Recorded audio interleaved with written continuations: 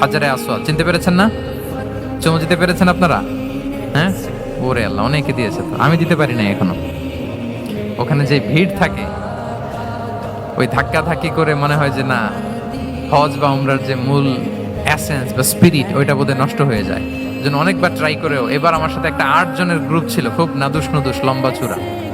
তো বলতেছে শাহেক আপনার কোনো টেনশন করা লাগবে না, আসেন। তো ওরা যে যেরকম ধাক্কাধাক্কি শুরু করছে ওইটা দেখি আমার আর সাহস হয় নাই। বলছে যে ভাই আমি মাফও চাই, দোয়াও চাই, আমার করা লাগবে না, ওই দূর থেকে ইশারা দিলেই হবে।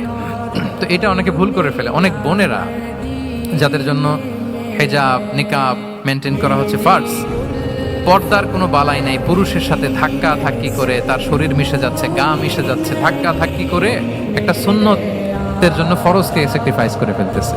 মানে ফোকাস ঠিক নাই আর কি, কোথায় যে কোনটা করতে হবে ওইটাই ভুলে গেছে। তো এই হাজরে আসাদ পাথরকে আবার জায়গা মতো রাখতে হবে। এখন কে রাখবে?